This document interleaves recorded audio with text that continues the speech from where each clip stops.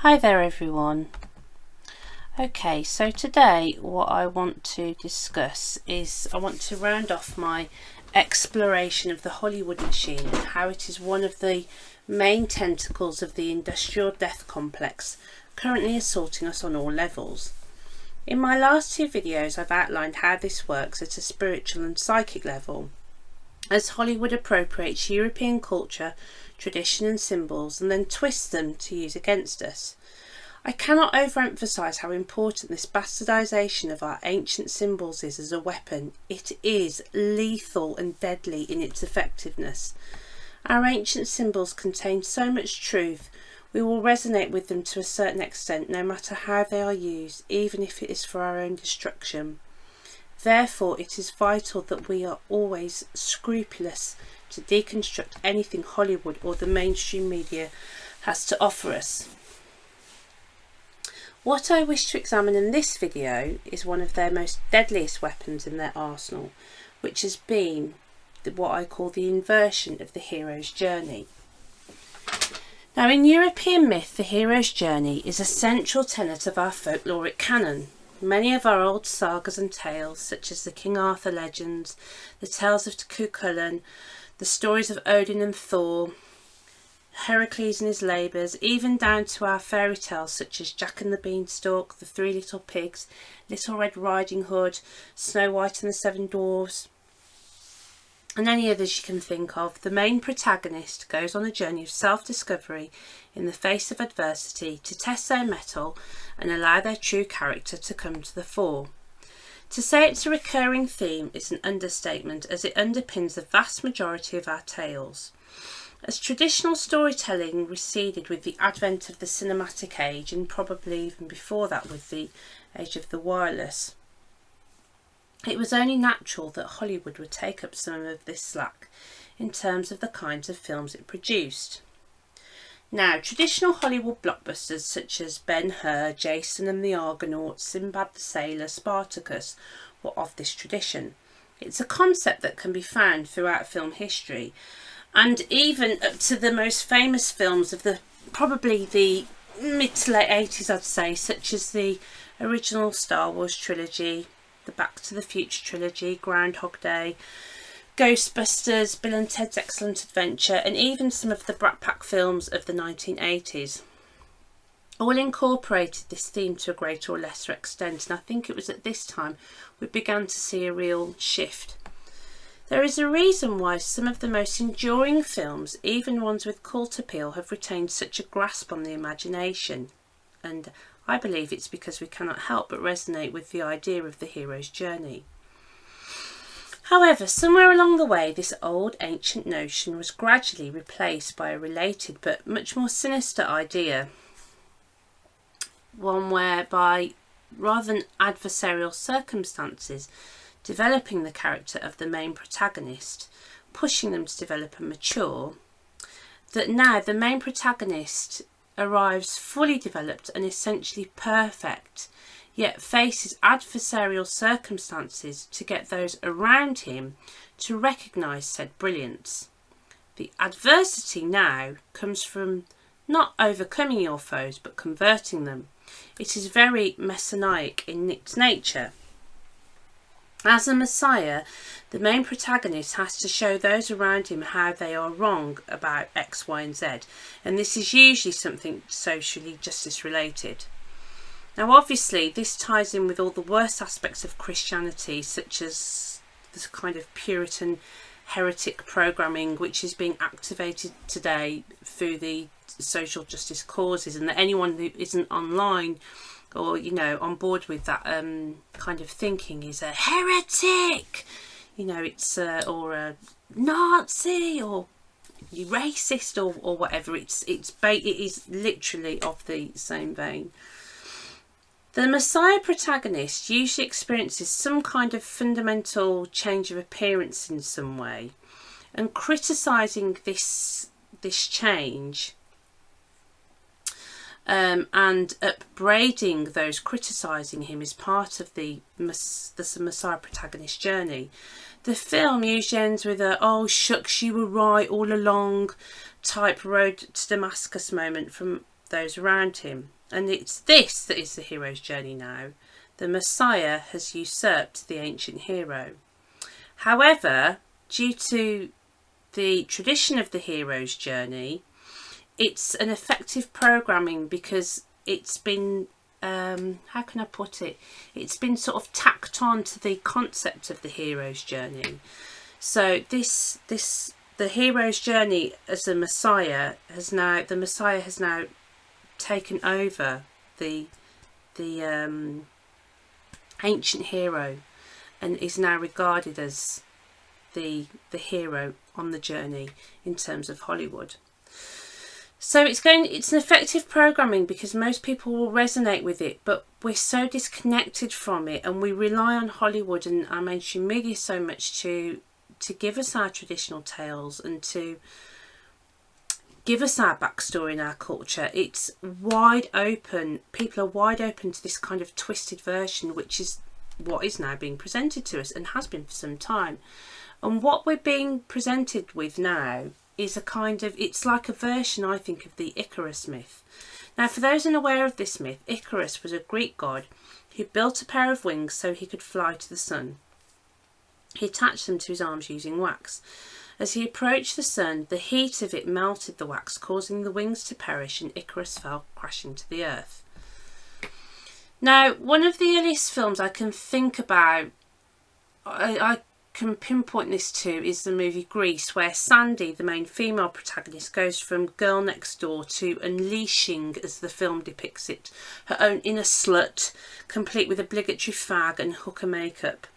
Now, of course, this was derided by feminists at the time as she was regarded as giving in to Johnny's male desires, but the film was a successful win for Hollywood in that it undermined the traditional values of 50s America, which was a time frame for the setting of the film. So it was made in the 70s, and it was aimed at undermining that in that era in the collective. Now, during the following decades, these kinds of films where a type of fundamental transformation of self occurred, and it was presented in a heroic kind of way. And this was found common theme in films such as Tootsie, Big, Vice Versa, Thelma and Louise, Fight Club, A Beautiful Mind, Babe, Avatar, The Little Mermaid, Freaky Friday, Big Business, and this is just to name a few, really. Now, all of these films carried these themes to a greater or lesser extent, and I feel over time they actually increased with intensity, so that changing your fundamental essence was regarded as quite normal and something which could be done and was necessary sometimes to be happy. This concept has been worked in slowly and gradually to the Hollywood machine, and children's films are not only guilty of this as well, but in fact led the way.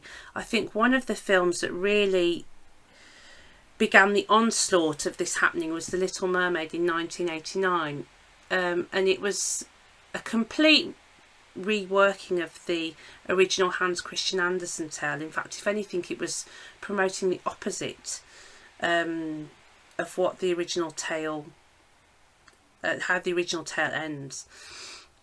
I believe this film was one of the first films to take this programming to the next level.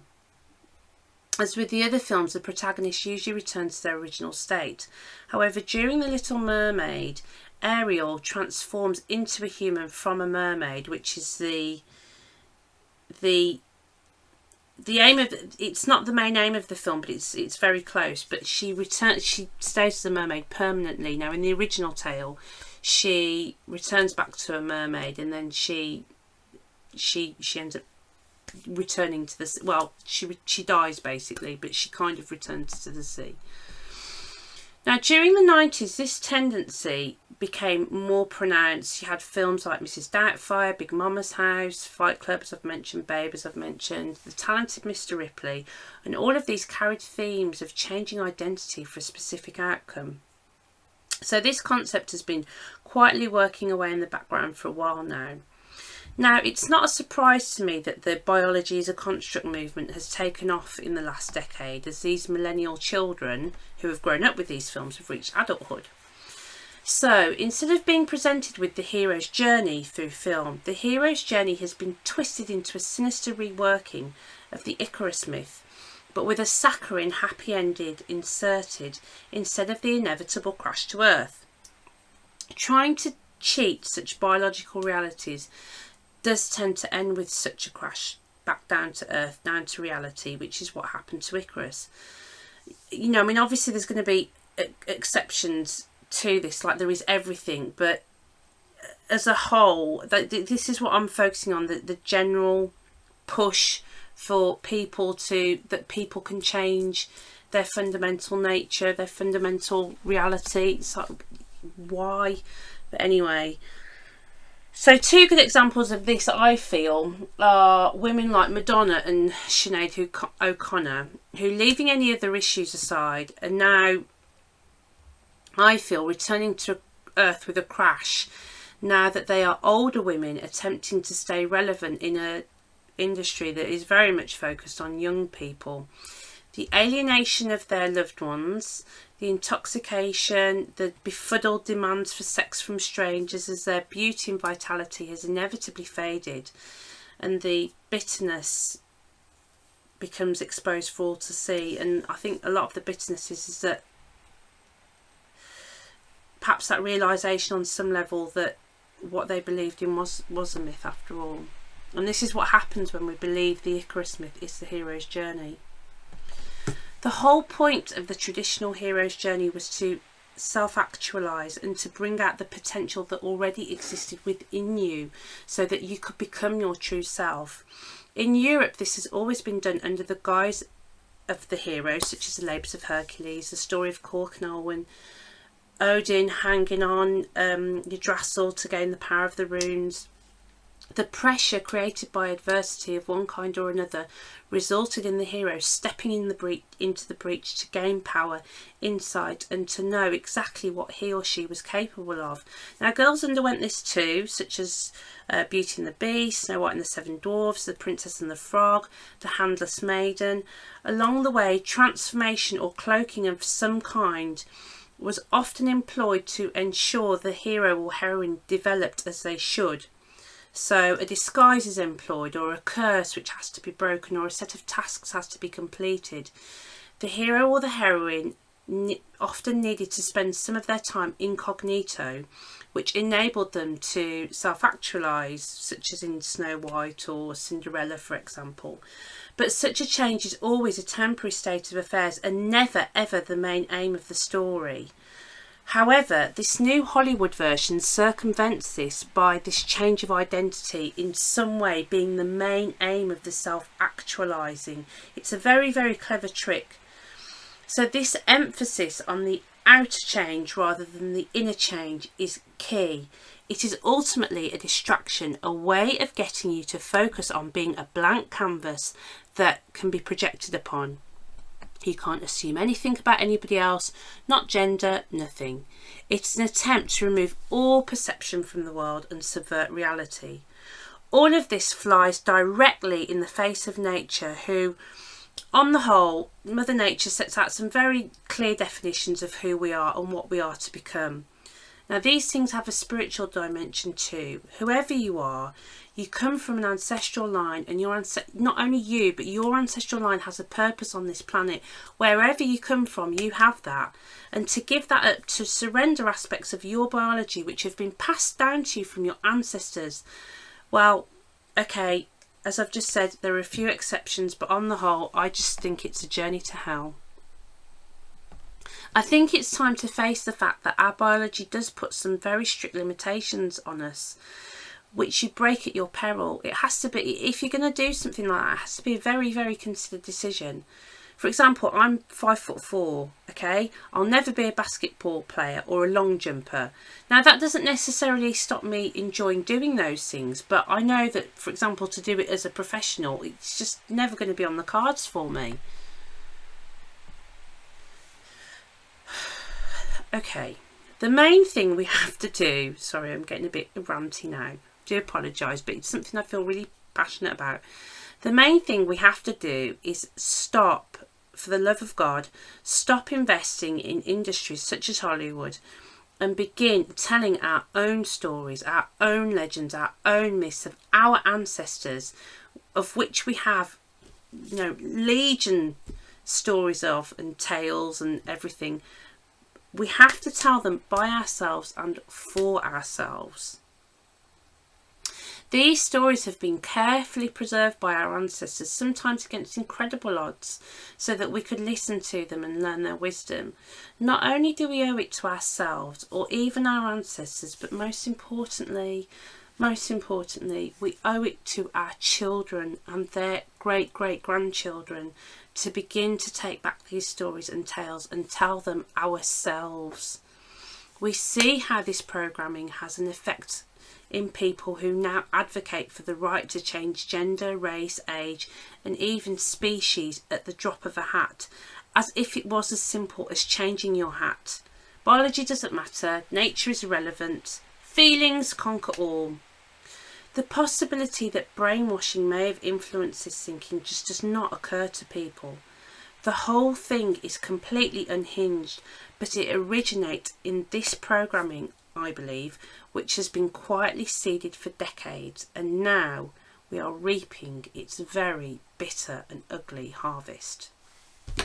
Okay, so that's all I want to say for today.